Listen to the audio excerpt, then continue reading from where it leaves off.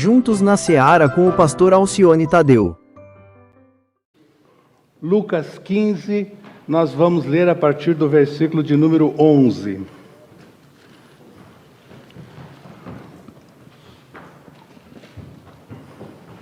Evangelho de Lucas 15, a partir do verso 11.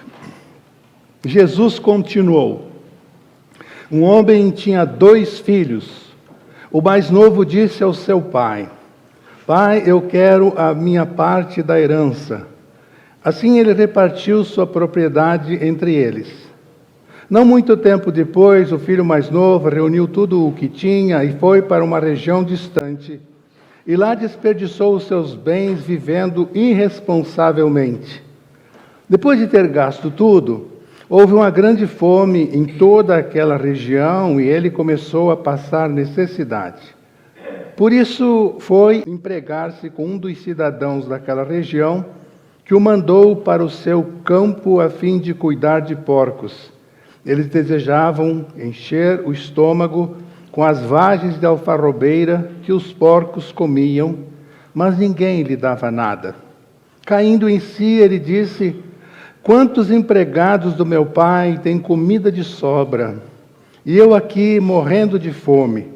Eu me porei a caminho e voltarei para o meu pai e lhe direi: Pai, eu pequei contra o céu e contra ti. Eu não sou mais digno de ser chamado teu filho. Trata-me como um dos teus empregados. A seguir, levantou-se e foi para seu pai. Estando ainda longe, seu pai o viu e, cheio de compaixão, correu para o seu filho e o abraçou e o beijou. O filho lhe disse: Pai, pequei contra o céu e contra ti.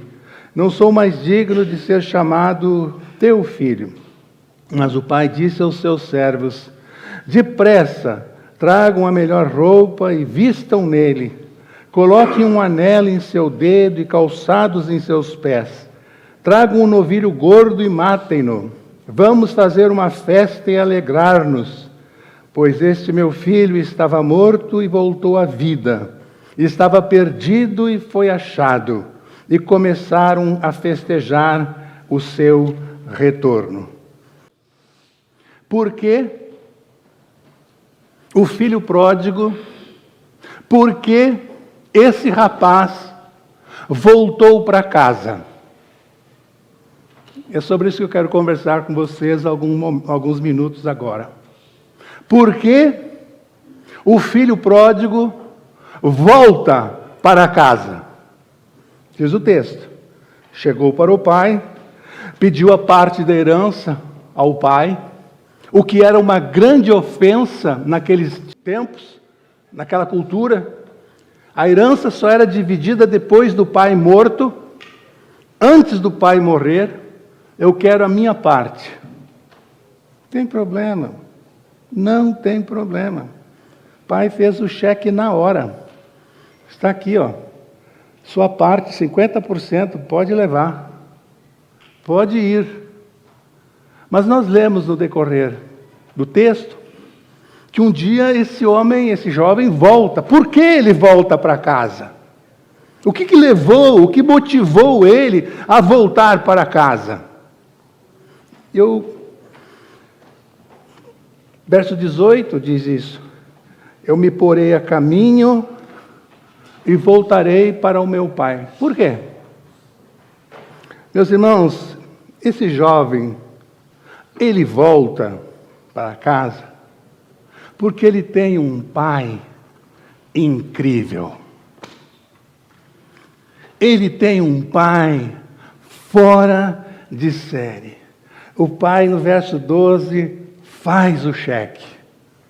No verso 20, diz o texto que o pai vê esse rapaz vindo, sujo, descalço, completamente diferente de quando ele tinha saído de casa. Estando ele ainda longe, seu pai o viu, correu para ele, o abraçou e o beijou. Um pai incrível, recebe de volta aquele filho. E não é só com esse filho que saiu. Ele é um pai incrível com o rapaz que ficou em casa, o filho mais velho. Olhem o versículo de número 28. O que o texto diz? Verso 28. O filho mais velho encheu-se de ira e não quis entrar. Não quis entrar. No dia que o irmão voltou, ele não quis entrar em casa, voltando do campo. Então seu pai saiu e insistiu com ele. Entra. Você é meu filho também. E você está sempre comigo. Entra, meu filho. Ele é um pai incrível, porque pais, homens, ele ouve os dois filhos. Ele não tem preferência por um filho ou por outro filho. Ele é conciliador. Ele quer a felicidade dos dois filhos. Ele amava os dois filhos da mesma maneira. Ele respeita os dois filhos. Quando o primeiro pede o cheque para ir embora, o pai faz o cheque. Quando o outro quer discutir, quer reclamar, ele ouve o outro filho. Ele é um pai que respeita. E por que eu estou enfatizando isso? Porque nós estamos vivendo tempos de pais ausentes.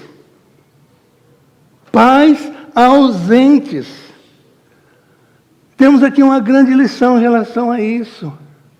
Qual é o nível de relacionamento, pai, mãe, que você tem com seu filho? O relacionamento de vocês é sustentado por um fio de cobre, um fio de ferro, um fio de aço que sustenta, que aproxima, ou é uma simples linha de costura que pode arrebentar a qualquer momento? Pais ausentes. Vou repetir aqui, vou relembrar aqui, vou recomendar aqui. Os filhos não precisam, tá? Só estou falando para os casais. Uma noite que você quiser, estiverem com tempo, investindo no relacionamento de vocês, assistam o filme do Ray Charles, aquele músico famoso. Já morreu o Ray Charles? Já morreu, né? Tem um filme dele, da filha dele. Assistam esse filme. Pais, um do lado do outro, assistam o filme e observem o filme. No auge da fama, Ray Charles tinha feito uma turnê de uns 3 ou 4 meses, ficado fora de casa. E ele chega numa limusine, cercado de seguranças e assessores, na mansão que a família morava. E o filho adolescente sai correndo em direção a ele, muito feliz pelo pai estar de volta em casa. E diz para o pai: pai, final de semana é a estreia do meu time de basquete. E eu vou jogar no time de basquete. Vai ser a minha estreia. Um adolescente, um menino. Eu quero muito, eu quero que você vá me ver jogar, estrear no time de basquete. E Charles põe a mão na cabeça do menino assim, vai andando e fala: não vai ser possível não, filho. Mas diz lá para o seu treinador que eu vou mandar um jogo de camisetas para vocês. O menino não queria jogo de camisetas. O menino não queria camisetas novas para o time. Ele queria o pai sentado lá na arquibancada, mesmo sem enxergar. Olha que detalhe. Charles era cego. Mesmo sem o pai vê-lo, ele queria pelo menos a presença do pai lá o assistindo. Então ele faz esse pedido e o pai dá essa resposta: não vai dar. Pai que está me ouvindo, mãe que está me ouvindo, nada substitui você na vida do seu filho, da sua filha. Nada! Carro zero não substitui você. Faculdade boa não substitui você. Tênis de marca não substitui você na vida do seu filho. Presente. Uma viagem, vai viajar, filho. Onde é que você quer ir? Uma viagem cara não substitui você, mãe, na vida da sua filha. Não substitui. Não substitui. Não substitui. Você é tudo. Ai, vou mais longe. Vou mais longe. E aqui agora eu estou falando com autoridade. Avô não substitui você na vida dos seus filhos. Avô só estraga. Tá? Faz todas as vontades dos netos, toda aquela criação que você dá em casa, horário. Se tem um negócio que neto na casa dos avós não cumpre, é horário. Vocês nem estão sabendo disso. Ah, o vovô vai cuidar bem, o vovô vai dar banho, o vovô vai botar na hora certa para dormir. Não vai. O neto não toma banho na casa do vovô, não vai dormir na hora, come fora de hora, come o que não presta, entendeu? 10 horas da noite o vovô bota no carro e leva para o McDonald's, coisa que vocês não fazem. Não pensa que vó substitui você, pai. Substitui você, mãe. Não substitui. Neto com vô é para distração, é para um refrigério lá para a criança uma vez por semana. Entendeu? Nada, não tem jogo de camiseta, viagem, nada substitui você, pai. Substitui você, mãe, na criação dos seus filhos. Largue tudo. Em vez de trabalhar 14 horas por dia, trabalhe 8, trabalhe 7 e invista as outras 7 com o seu filho. No parque, correndo, numa viagem, invista no seu filho. E esse investir é sentar e olhar nos olhos dele, conversar com ele e mostrar para ele que você, ou que ele é importante para você. O rapaz aqui voltou porque ele tinha um pai extraordinário, ele tinha um pai incrível. Segundo motivo por que esse jovem volta. Ele volta para casa porque ele tem esperança. Ele cai em si e diz: eu fiz a maior besteira da minha vida, eu cometi o maior erro da minha vida, ter saído de casa. O verso 17 diz que caindo em si. E o verso 20 diz: levantou-se e foi para casa. Ele tinha esperança de quê? Meu pai vai me receber. Eu vou voltar, e nem que eu seja o empregado da fazenda, ele não me trate mais como filho, mas ele vai me receber. Eu tenho essa convicção lá no fundo do meu coração, meu pai vai me receber, eu tenho essa esperança. E a esperança dele se concretizou. E quando eu falo de esperança, de pai olhar nos olhos do filho, do pai investir no filho, da mãe amar a filha, amar o filho rebelde, eu me lembro da história de Davi com Absalão. Depois que Absalão liderou aquele levante contra o pai, ele foge, o exército de Joabe vai atrás de Absalão, tem a batalha lá, e no final Absalão tem que ir embora. Absalão foge para a casa do vô. E vai para casa, irmãos, do pai de Betseba, aquela mulher com quem Davi havia cometido adultério. Eu fico imaginando o que esse vô disse para Absalão sobre a filha, o que Davi tinha feito com a filha dele, com o genro Urias. Não sei o que aquele avô disse para aquele rapaz. Mas foi para a casa dele que Absalão fugiu. Aí Davi dá a ordem para que ele podia voltar, que Davi não ia matá-lo. Absalão volta para Jerusalém e fica 2 anos em Jerusalém, querendo ver o pai, querendo ver Davi. Um dia, ele chama Joabe, que era o comandante-geral do exército de Davi, que estava todos os dias com Davi, e diz para Joabe assim: Joabe, fala para o meu pai que eu quero ver ele, mesmo que depois de eu vê-lo, ele mande me matar. Forte, não, irmãos? Mesmo que depois de eu vê-lo, de eu estar na presença dele, depois de eu vê-lo, ele me mande me matar.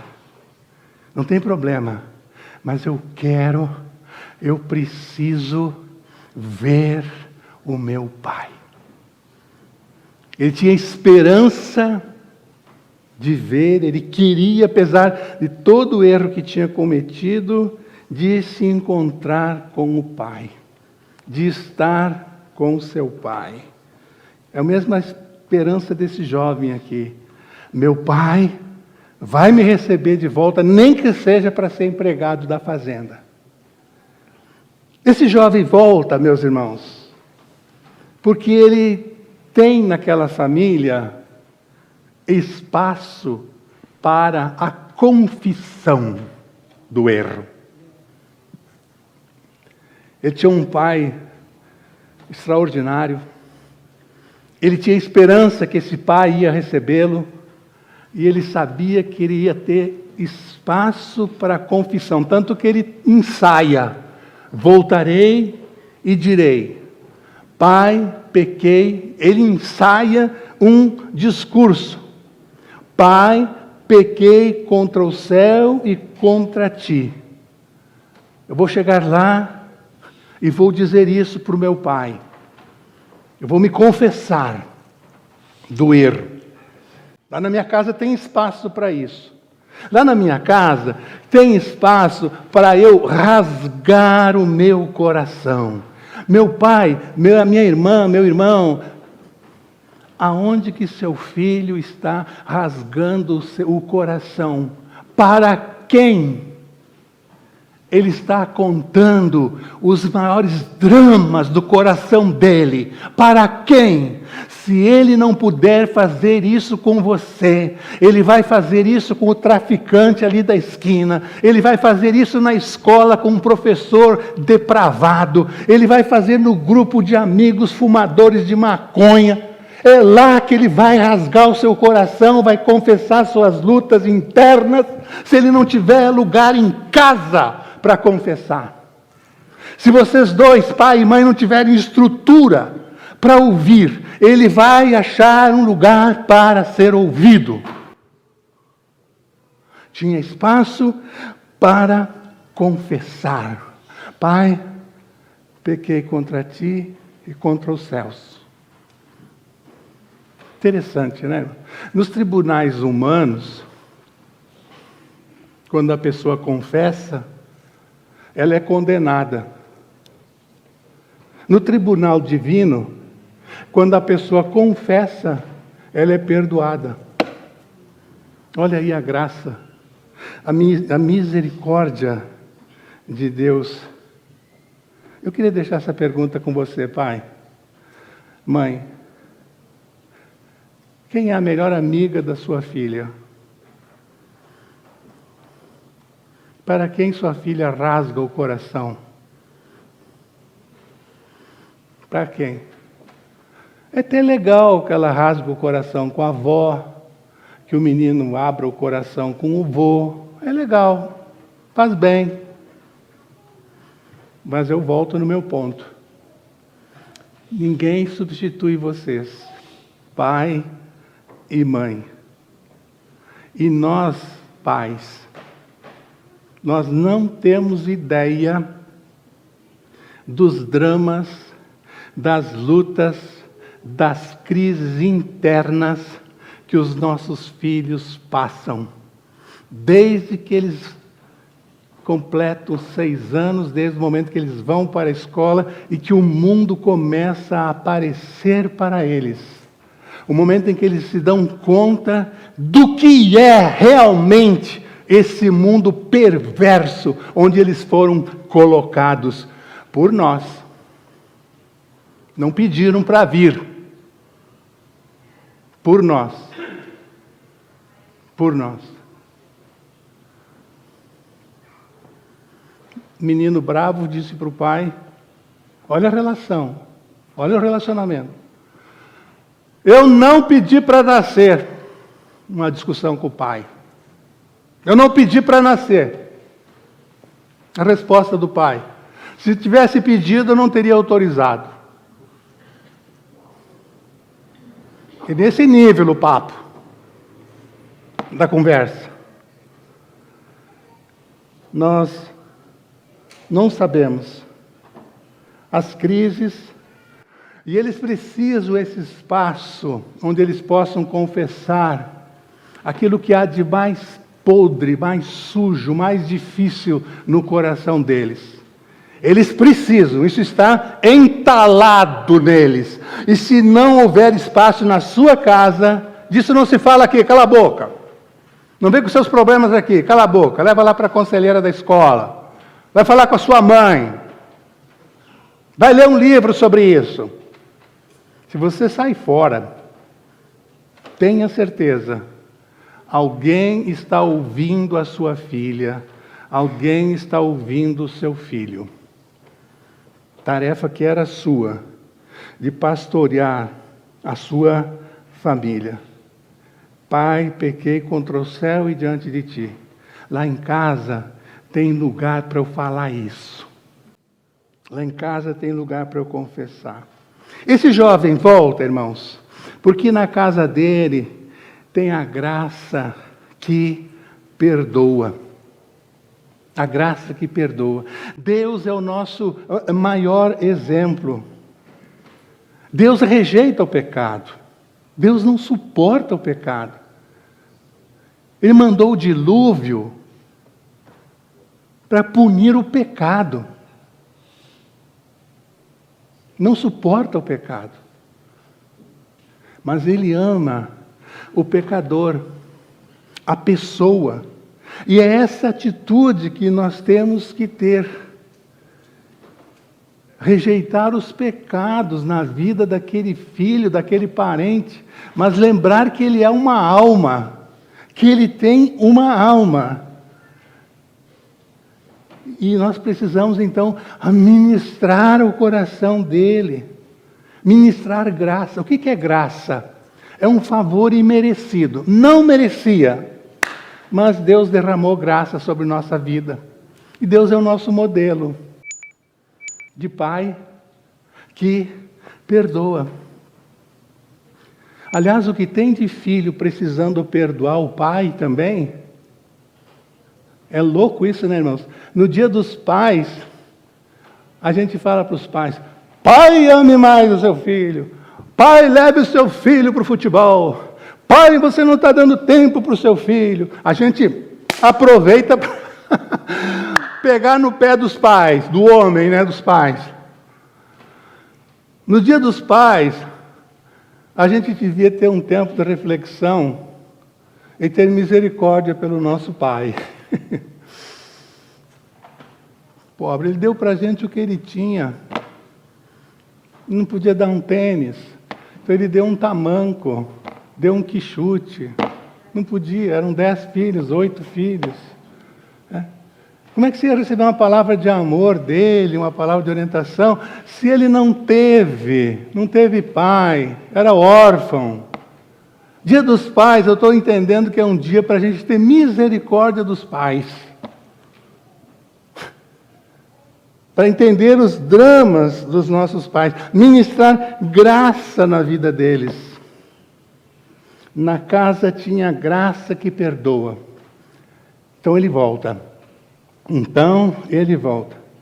O menino mentiu para o pai. O pai chamou e confrontou. O menino confessou. O pai perdoou. Isso é graça. Assim que terminou o papo, o pai disse assim: entra aqui no carro. O menino, com um pouco de medo, entrou. Foram até o shopping mais próximo. E o pai, vocês vão mandar aqui nas lojas. E você vai escolher e vai comprar o tênis mais caro que você quiser. Ele foi, entrou na loja, comprou o tênis mais caro que tinha. Todo feliz. Pai, muito obrigado. Isso é misericórdia. Entenderam a ideia, irmãos? Perdoa, ministração da graça.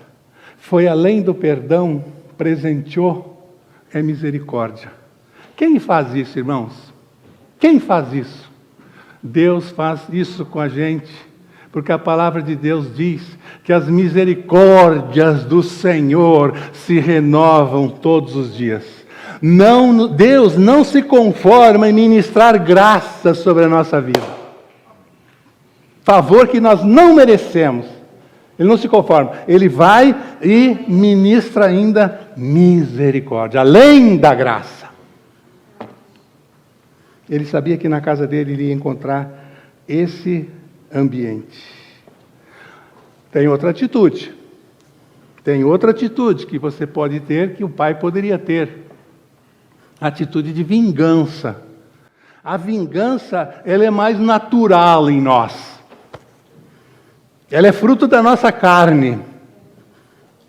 Vingar é muito mais fácil do que perdoar. O texto diz que quando o pai viu ele chegando, viu de longe, saiu e correu, abraçou e o beijou.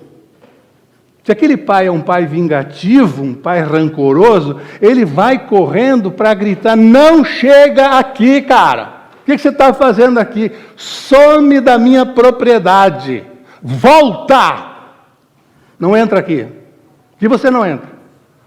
Era a hora do pai se vingar.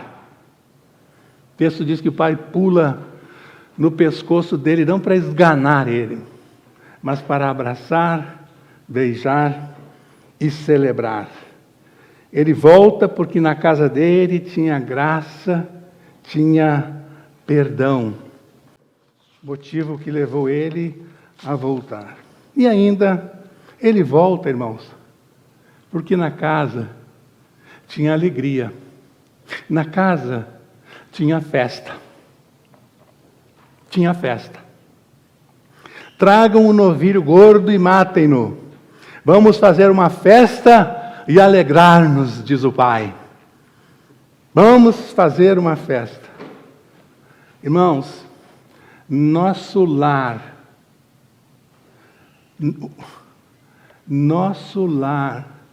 precisa ser uma ilha de amor nesse oceano de ódio em que a gente vive.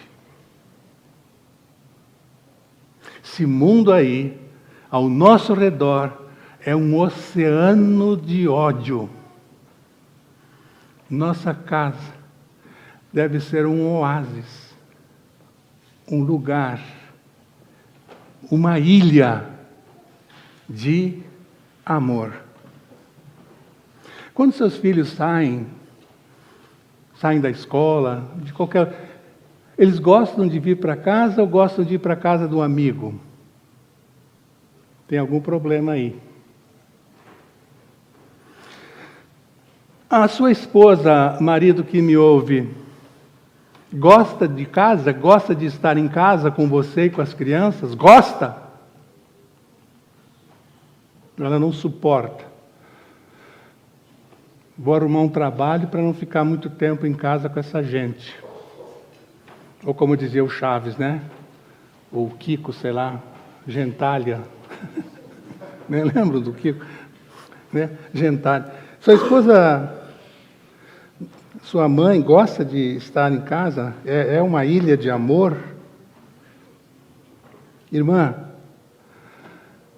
quando seu marido sai do trabalho, ele sai correndo para casa, ele não vê a hora de chegar em casa.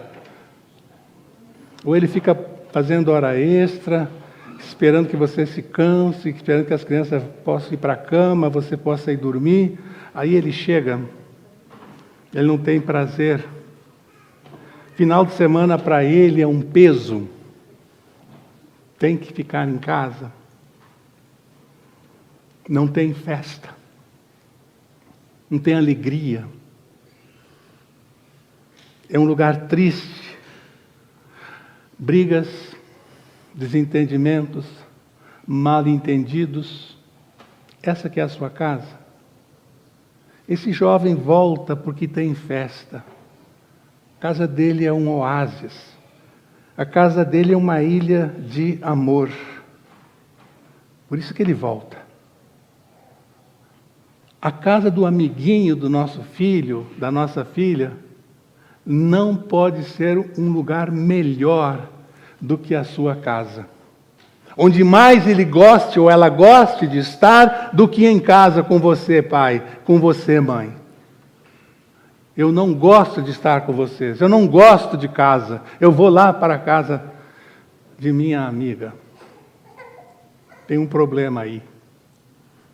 Tem um problema. Nossa casa tem que ser um lugar de alegria, um lugar de festa, onde todos gostem de estar. Gostem de estar. Mesmo que não tenha um celular para cada um, mesmo que não tenha uma televisão em cada quarto, mesmo que não tenham 4 carros na garagem, mesmo que toda a família gosta de estar em casa. Aliás, a diferença é muito grande entre casa e lar, né? Muitos de nós temos casa, mas não temos lar. Lar é gente. Lar é alegria. Lar é aceitação. Lar é perdão. Lar é crescimento. Lar é maturidade. Lar é confissão de pecado. É ajuda mútua. Isso é lar. Casa, 4 paredes. Pode ser um simples barraco, como pode ser uma mansão. Há uma grande diferença entre ter casa e ter um lar. Uma grande diferença. Muitos de nós só temos casa.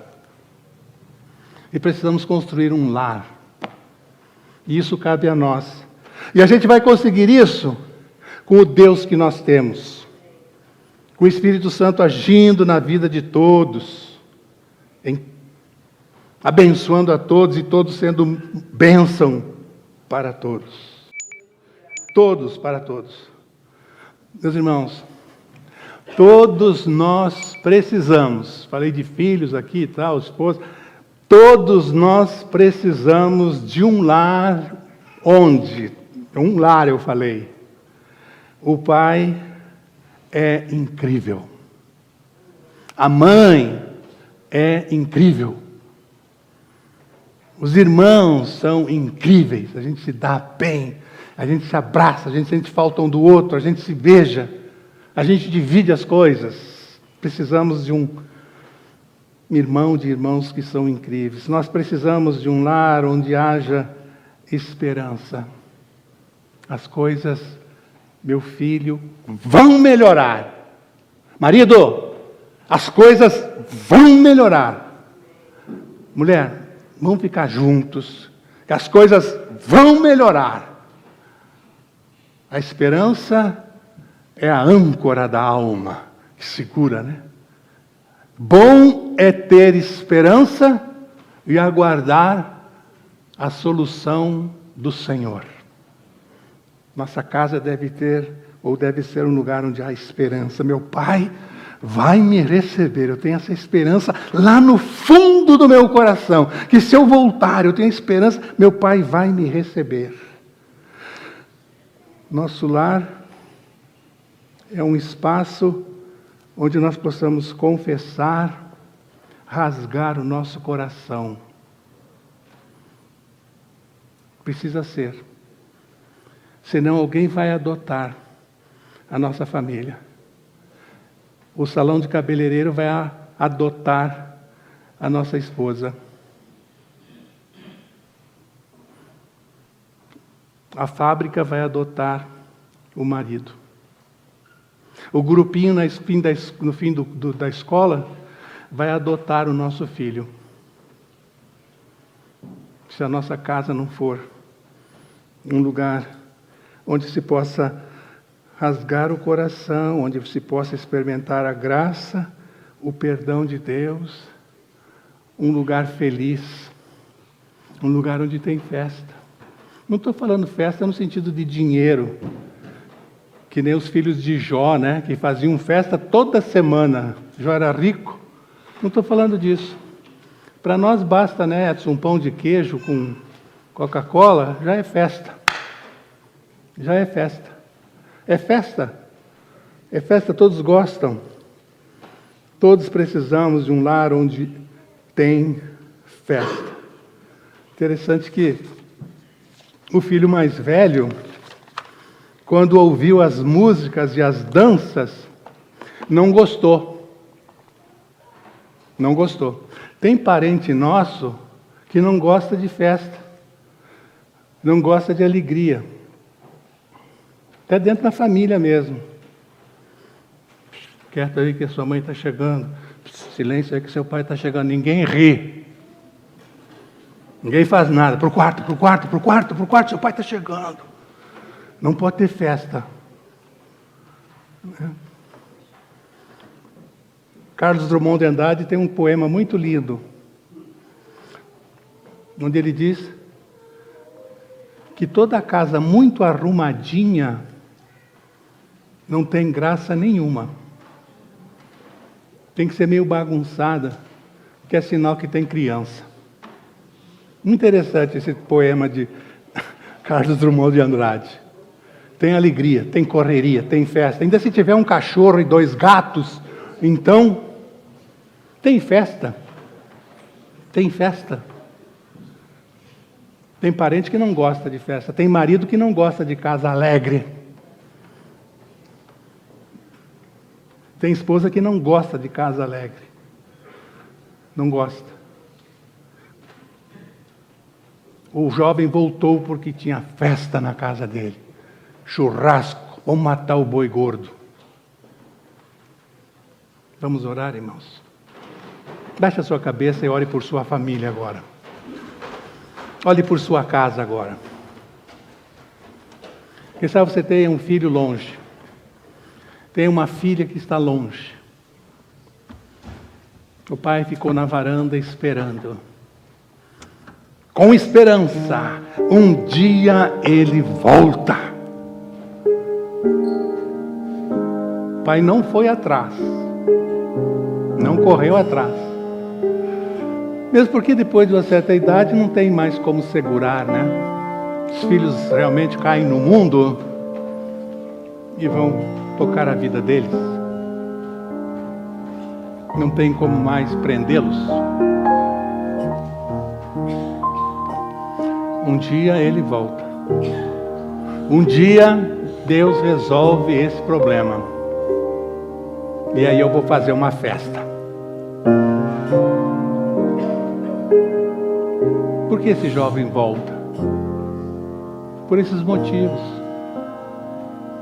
E o nosso Deus tem condições de fazer tudo isso nas nossas vidas, nas nossas famílias. Porque família é a ideia de Deus. É plano de Deus para a nossa felicidade. É a ideia de Deus. Deus não pode estar errado. Deus não errou. Coloca qualquer situação que você esteja passando presença do Senhor agora em oração.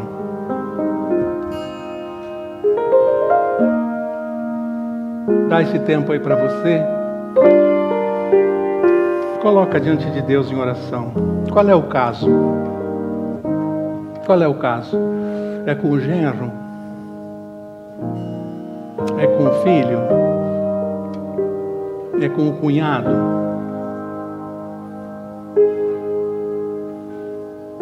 É com o marido que não gosta de festa, de alegria, de contar as bênçãos? Como é? É com a esposa?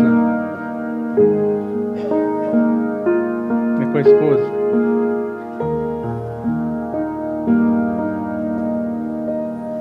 Salomão diz que a mulher rixosa é como a torneira que pinga. É com ela? É ela?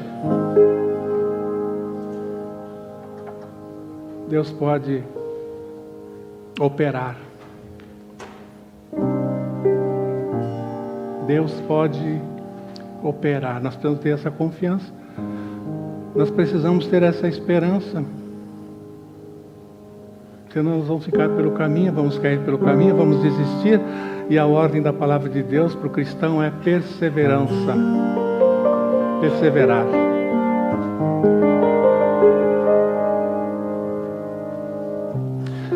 Que o amor de Deus, nosso Pai, a graça de nosso Senhor e Salvador Jesus Cristo, a doce e maravilhosa comunhão do Espírito Santo de Deus, seja com as famílias da nossa igreja, sejam com as famílias hoje de manhã, pois nós oramos no precioso nome de Jesus. Amém, Senhor Deus. Amém. Semana abençoada para você.